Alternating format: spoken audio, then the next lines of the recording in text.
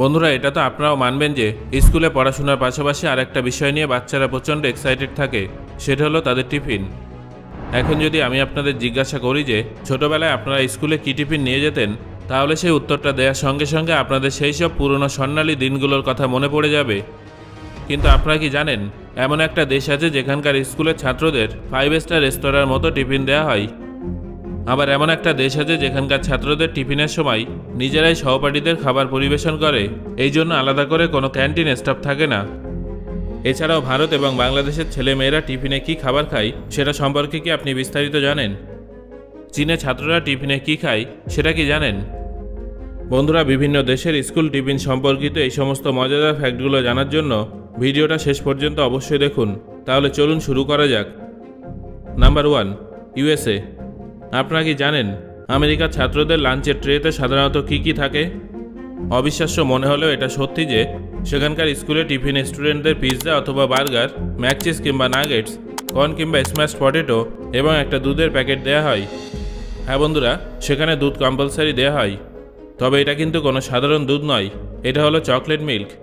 এই ফুড আইটেমগুলো দেখলে মনে হয় না যে এগুলো কোনো স্কুলের লাঞ্চ বক্সের তালিকা, মনে হয় যেন কোনো ক্যাফের মেনু। আসলে এখানকার বাচ্চাদের এই সবই পছন্দ, কিন্তু এই সমস্ত খাবার এতটাই অস্বাস্থ্যকর যে এগুলো প্রতিদিন খেলে বাচ্চাদের ওবেসিটির মতো ভয়ানক অসুখ হতে পারে। সেখানকার সরকারি স্কুলে অর্থনৈতিক দিক থেকে পিছিয়ে থাকা পরিবারের বাচ্চাদের ফ্রিতে নয়তো সামান্য টাকায় লাঞ্চ দেওয়া হয়। Number 2, north Korea.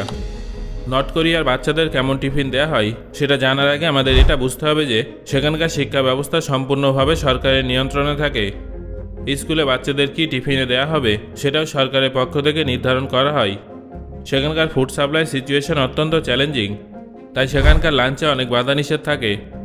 সাধারণত সেখানকার স্কুলে সামান্য সিদ্ধ ভাত, কিমচি, যেটা কোরিয়ার একটা বেসিক ফুড আইটেম, জলের মতো হালকা স্যুপ, এবং যেহেতু সেখানে ভাতের সাপ্লাই লিমিটেড, তাই কখনো কখনো কর্ন এবং আলু সিদ্ধ দেওয়া হয়।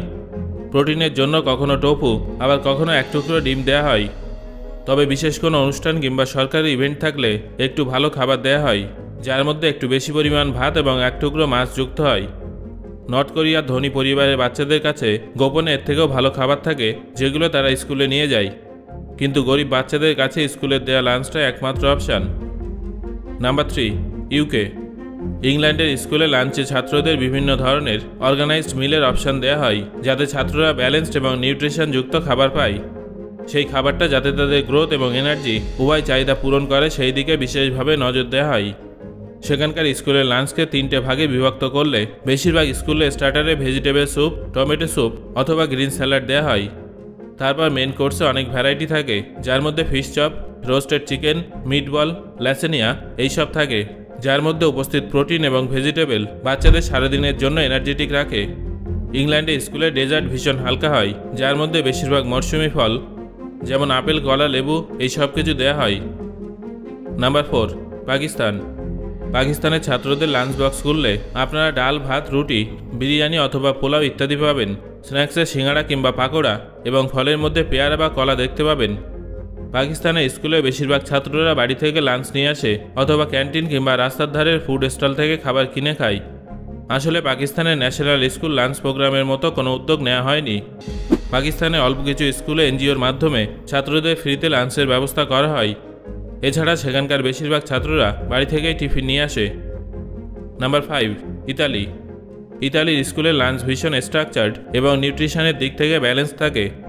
এই দেশের স্কুলের lunch menu national nutritional guideline অনুযায়ী ডিজাইন করা হয়েছে, যাতে বাচ্চারা প্রতিদিন স্বাস্থ্যকর খাবার পায়।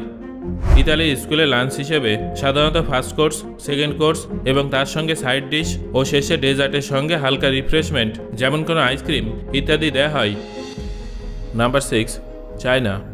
চীনের স্কুলগুলোতে স্টুডেন্টদের লাঞ্চকে ভীষণ গুরুত্ব দেওয়া হয়। সেখানকার সমস্ত স্কুলে একটা নির্দিষ্ট মেনু থাকে, যেটা ছাত্রদের স্বাস্থ্যকর এবং ব্যালেন্স ডায়েট প্রোভাইড করে। এই মেনু স্কুলের ক্যাফেটেরিয়াতে পাওয়া যায়। অনেক স্কুলে এই লাঞ্চ ফ্রিতে প্রোভাইড করা হয়। চীনের স্কুলে লাঞ্চে ভাত, সবজি এবং মাংস অথবা মাছ দেওয়া হয়। সেখানে লাঞ্চে প্রতিদিন ভিন্ন ভিন্ন মেনু থাকে, যার মধ্যে কখনো ডাম্পলিং, কখনো নুডলস, আবার কখনো স্টেয়ার ফ্রাইড ভেজিটেবলস। চীনের স্কুলগুলো তাদের বাচ্চাদের টেস্ট বার্ডের সঙ্গে সঙ্গে তাদের স্বাস্থ্য এবং নিউট্রিশনের দিকেও নজর রাখে। সেখানকার স্কুলের লাঞ্চে আর একটা ইন্টারেস্টিং দিক হলো সেখানে খাবার যাতে নষ্ট না হয় সেই দিকে বিশেষভাবে নজর দেওয়া হয়। অনেক স্কুলে ছাত্রদের স্ট্রিক্ট ইনস্ট্রাকশন দেওয়া হয় যাতে তারা খাবার নষ্ট না করে। Number 7, France. ফ্রান্সের স্কুলে দেয়া লাঞ্চকে শুধুমাত্র খাবার নয় বরং একটা কালচারাল এক্সপিরিয়েন্স বললেও ভুল হবে না। এখানকার প্রত্যেকটা মিল যথাযথ 4টে কোর্স মিলে হয়। প্রথমে স্টার্টার, তারপরে মেন কোর্স, তারপর চিজ এবং শেষে ডেজার্ট, মানে একদম ভিআইপি ট্রিটমেন্ট। একটা টিপিক্যাল ফ্রেঞ্চ স্কুলের লাঞ্চে প্রথমে স্টার্টার থাকে যার মধ্যে ফ্রেশ স্যালাড বা স্যুপ থাকে। তারপর আসে মেন কোর্স যার মধ্যে থাকে গ্রিল চিকেন অথবা ফিশ, তার সঙ্গে ভেজিটেবল এবং রাইস বা পাস্তা থাকে। লাঞ্চের মাঝে একটা চিজ কোর্সও থাকে যেখানে প্রত্যেকটা বাচ্চা একটা ছোট চিজ প্ল্যাটার তৃপ্তি করে উপভোগ করে। তারপর শেষে আসে ডেজার্ট, যেখানে কখনো দই থাকে আবার কখনো ফল অথবা পেস্ট্রি থাকে। ফ্রান্সের স্কুলগুলোতে লাঞ্চ ব্রেক কিন্তু শুধুমাত্র পেট ভরার জন্যই দেওয়া হয় না, বরং সেখানে খাবার হলো শিক্ষার একটা অংশ। সেখানে বাচ্চাদের এটা শেখানো হয় যে ফ্রেশ খাবারের স্বাদ কীভাবে উপভোগ করতে হয়। Number 8, Japan. জাপানে স্কুল লাঞ্চকে কিউসাকু বলা হয়। এটা হলো একটা মানসম্মত লাঞ্চ যেটা সেখানকার প্রত্যেকটা স্কুলে সমস্ত বাচ্চাদের দেওয়া হয়। এখানকার টিফিনে কোনো জাঙ্ক ফুড দেওয়া হয় না, শুধুমাত্র নিউট্রিশন সমৃদ্ধ ব্যালেন্স ফুড দেওয়া হয়। এই লাঞ্চে শুধুমাত্র ছাত্রদের দেওয়া হয় তা কিন্তু নয়, বরং সেখানকার টিচারদেরও একই লাঞ্চ দেওয়া হয়। জাপানের স্কুলগুলোতে লাঞ্চ মেনুতে সাধারণত ভাত অথবা ব্রেড থাকে। সেখানে ভাতের চলনটাই বেশি, তাও কখনো কখনো রুটিও দেওয়া হয়। তার সঙ্গে মাছ, মাংস অথবা টোফু দেওয়া হয়। শাকসবজির মধ্যে মৌসুমি সবজি, স্যুপ এবং প্রত্যেকটা মিলের সঙ্গে 1 কাপ দুধ থাকে। ডেজার্টের মধ্যে ছোট ফল অথবা ট্র্যাডিশনাল কোনো মিষ্টি দেওয়া হয়। আপনারা জানলে অবাক হয়ে যাবেন যে জাপানের স্কুলে খাবার পরিবেশনের জন্য কোনো ক্যান্টিন স্টাফ থাকে না, বরং ছাত্ররা নিজেরা অ্যাপ্রন এবং টুপি পরে সহপাঠীদের খাবার ডিস্ট্রিবিউট করে। এটা তাদের মধ্যে দায়িত্বজ্ঞান বাড়িয়ে তোলে এবং টিমওয়ার্ক ডেভেলপ করে। খাবার খাওয়ার পর সবাই মিলে একসাথে টেবিল পরিষ্কার করে। নাম্বার 9, ভারত। বর্তমানে ভারতের সরকারি স্কিমের অধীনে সরকারি স্কুলগুলোতে মিড ডে মিল দেওয়া হয়। এই মিড ডে মিল স্কিমে এক এক দিন এক এক ধরনের খাবার দেওয়া হয়। যেমন একদিন থাকে ভাত, ভাতের সাথে ডাল, সাথে একটা মরশুমি সবজি। আবার তার পরের দিনে থাকে ভাতের সাথে সয়াবিন আলু দিয়ে একটি সবজি। সপ্তাহে 1 দিন বা 2 দিন তরকারির সাথে ডিম দেওয়া হয়। আবার মাঝে মাঝে মাংসেরও ব্যবস্থা থাকে। এই মিড ডে মিল প্রোগ্রামটা প্রি প্রাইমারি থেকে 8ম শ্রেণী পর্যন্ত।